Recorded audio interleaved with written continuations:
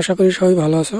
তো আজকের এই ভিডিওতে আমি আলোচনা করব পাবলো নেরুদার একটা famous poem tonight I can write the saddest line. তো এই কবিতাটার সামারিতে যাওয়ার আগে পাবলো নেরুদা সম্পর্কে একটু বলে নেই যে পাবলো নেরুদা ছিল চিলির একজন বিখ্যাত কবি। তিনি 1904 সালে চিলিতে জন্মগ্রহণ করেন এবং 1973 সালে চিলিতেই মৃত্যুবরণ করেন। তো আর একটা কথা বলে নেই যে তোমরা যে কোনো রাইটারের রাইটিংসগুলো পড়ার আগে বা রাইটিংসগুলোকে ভালোভাবে বোঝার জন্য সেই রাইটার সম্পর্কে কিন্তু ভালোভাবে জানা উচিত। তো সেই কারণে আমি পাবলো নেরুদা সম্পর্কে কিন্তু একটা ভিডিও করেছি, তোমরা ডিসক্রিপশন বক্স থেকে সেই ভিডিওটা দেখে আসতে পারো। তো চলে যাই আমরা কবিতাটির সামারিতে। তো এই কবিতায় পাবলো নেরুদা তার প্রিয়তমাকে ছেড়ে বর্তমানে কতটা কষ্টে আছে সেই ব্যাপারে বলেছেন। এরপরে বলেছেন তার প্রিয়তমার সাথে কাটানো যেই সুন্দর সুন্দর মুহূর্ত, সেই মেমোরিগুলো সম্পর্কে। এরপরে তিনি বলেছেন যে তার প্রিয়তমার যে স্মৃতিগুলো, সেই স্মৃতিগুলো সে ভুলে যাবে, ঠিক আছে। তো এই কবিতায় তিনি এই বিষয়গুলোই বলেছেন। তো চলো এবার চলে যাই আমরা কবিতায়। দেখো কবিতার প্রথম লাইনই হচ্ছে tonight I can write the saddest lines, অর্থাৎ আজকে রাতে আমি পারবো, কি পারবো, মনের ভিতরে যে কষ্টের কথা, যে দুঃখের কথা, সেই কথাগুলোকে লিখতে, ঠিক আছে। তো এখানে তিনি বুঝিয়েছেন যে অনেক দিন ধরেই সে তার প্রিয়তমাকে ছাড়া অনেক কষ্টে আছে, অনেক কষ্ট তার বুকের ভিতরে জমে গেছে, কিন্তু সেই কথাগুলো তিনি বলতে পারেনি, ঠিক আছে। কিন্তু আজকে রাতে সেই কথাগুলো তিনি বলবেন বা লিখবেন। এরপরে বলেছেন রাইট, লিখতে পারবো। ফর এক্সাম্পল তারপরের লাইনগুলোতে তিনি দেখো বলেছেন যে তারাময় রাত, নীল তারাগুলো অনেক দূরে, অর্থাৎ তার প্রিয়তমার কথা তিনি বলেছেন। তার প্রিয়তমা আজকে কিন্তু অনেক দূরে, তার কাছে নেই। এরপরে তিনি বলেছেন যে রাতের যেই ছমছমে বাতাস, সেই বাতাস যেন আমার মনের গভীরের যে দুঃখ কষ্ট সেটা বুঝতে পেরেছেন।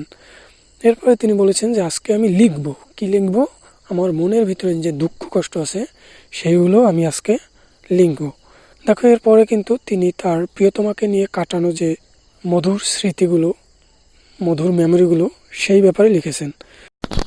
তিনি দেখো বলেছেন যে আমি তাকে ভালোবাসতাম, সেও আমাকে মাঝে মাঝে ভালোবাসতো। এই রাতের মতো, অর্থাৎ যেই রাতে তিনি কবিতাটি লিখছেন সেই রাতের কথা বলেছেন যে এই রাতের মতো আগেও অনেক রাত গিয়েছে আমার প্রিয়তমাকে নিয়ে আমি কাটিয়েছি।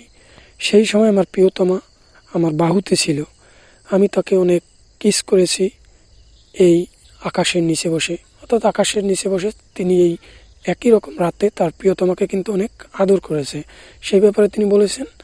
এবং তিনি বলেছেন আজকে সেই একই রাত কিন্তু আমার প্রিয়তমা আমার কাছে নেই, আমি তাকে ভালোবাসতাম, সেও আমাকে ভালোবাসতো। এরপরে তিনি বলেছেন যে আমার প্রিয়তমার যে চোখ ছিল, সেই চোখের দিকে তাকিয়ে আসলে কেউই তাকে না ভালোবেসে থাকতে পারবে না। এরপরে তিনি বলেছেন দেখো যে আমি তাকে নিয়ে চিন্তা করি কিন্তু সে এখন আর আমার নাই, আমি তাকে ফিল করি কিন্তু আমি তাকে কি করেছি, হারিয়ে ফেলেছি। এই গভীর রাত এখন আমার তাকে ছেড়েই কাটাতে হচ্ছে। এরপর তিনি বলেছেন যে শিশিরগুলো যেভাবে জমিতে পড়ে জমি ভিজে যায়, এই একইভাবে সেই স্মৃতিগুলো আমার হৃদয়ে এসে আমার হৃদয়কে ভিজিয়ে দেয়।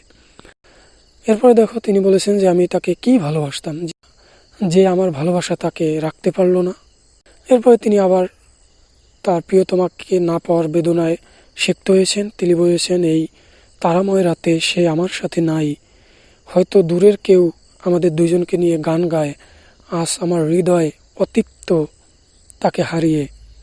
এর পরের লাইনগুলোতে দেখো তিনি বলেছেন যে আমার দৃষ্টি শুধু তাকেই খোঁজে, আমি তাকে কাছ থেকে দেখতে চাই, আমার হৃদয় তাকে খোঁজে, কিন্তু আজ আমি তার সাথে নেই।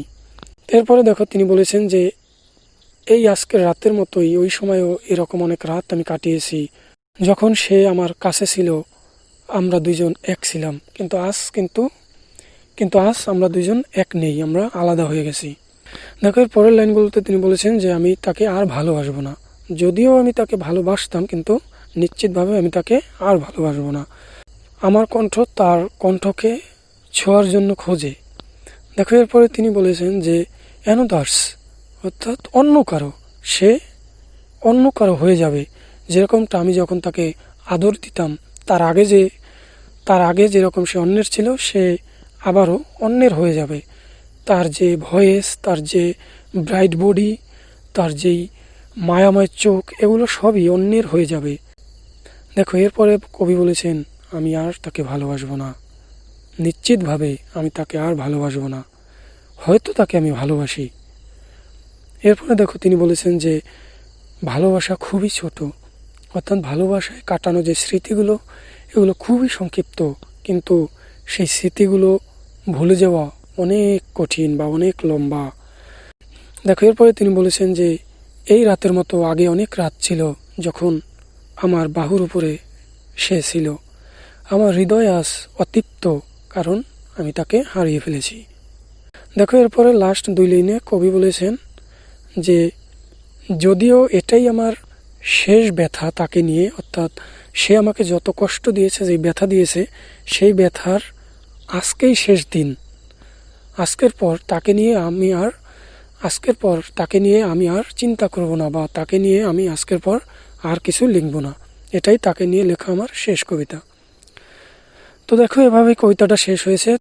তো এই হলো কবিতা। তো কবিতাটাকে মোটামুটি একটা অনুবাদ করে দিলাম।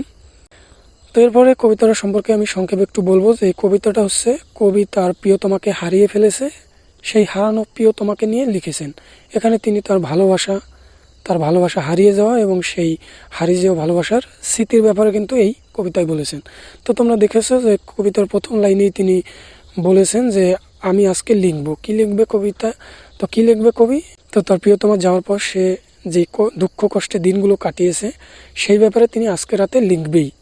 তো এই কথা বলেই কিন্তু তিনি কবিতাটা শুরু করেছেন। এরপরে তিনি বলেছেন যে আমার যে প্রেমিকা বা আমার যে প্রিয়তমা, সে আজকে আমার কাছে নেই, সে এখন আমার থেকে অনেক দূরে। এরপরে তিনি বলেছেন যে আমি তাকে অনেক ভালোবাসতাম, সেও আমাকে ভালোবাসতো। এরপরে তারা যেই সময়গুলো কাটিয়েছে নিকটে, সেই ভালোবাসার মুহূর্তগুলো সম্পর্কে তিনি কবিতায় বলেন। তো আজকের রাতের মতো এরকম অনেক রাত ছিল যখন আমার প্রিয়তমা আমার বাহুতে শুয়েছিল। আমি তাকে অনেক আদর করেছি, সেও আমাকে আদর করেছে। তো এভাবে তাদের কাটানো ভালোবাসার কথাগুলো বলে তিনি কবিতার পরের দিকে বলেছেন যে আমি তাকে ভুলে যাব, সে একসময় আমার থাকলেও এখন আর আমার নাই, সে অন্য কারো হয়ে যাবে। তার ভয়েস, তার সুন্দর বডি, তার চোখ, এই সবগুলোই অন্যের হয়ে যাবে, আমি তাকে ভুলে যাব। তো এরপরে তিনি কবিতায় গুরুত্বপূর্ণ একটা কথা বলেছেন যে ভালোবেসে কাটানো মুহূর্তগুলো খুবই সংক্ষিপ্ত, কিন্তু সেই মুহূর্তগুলোকে ভোলা খুবই কঠিন এবং অনেক লম্বা। এরপরে কবিতার শেষের দিকে তিনি বলেছেন যে তাকে নিয়ে আমার যে পেইন ছিল, তাকে নিয়ে যত দুঃখ কষ্ট ছিল, সেই দুঃখ কষ্টগুলো আমি আজকের পর থেকেই ভুলে যাব। অর্থাৎ আজকের পর থেকে তাকেও ভুলে যাব, তার দেওয়া যেই কষ্ট, তার দেওয়া যেই ব্যথা আমার বুকে ছিল, সেগুলোও ভুলে যাব। আজকের পর থেকে তাকে নিয়ে আমি আর চিন্তা করব না, তাকে নিয়ে আমি আর কোনো কবিতা লিখব না। ঠিক আছে, এভাবেই কিন্তু কবিতাটা শেষ হয়। তো আশা করি তোমরা কবিতাটা সম্পর্কে ভালো একটা ধারণা পেয়েছো। তো ভিডিওটা যদি তোমাদের একটু উপকারে এসে থাকে তাহলে অবশ্যই চ্যানেলটি সাবস্ক্রাইব করবে। আর ভিডিওটা কেমন হয়েছে অবশ্যই কমেন্ট বক্সে জানাবা।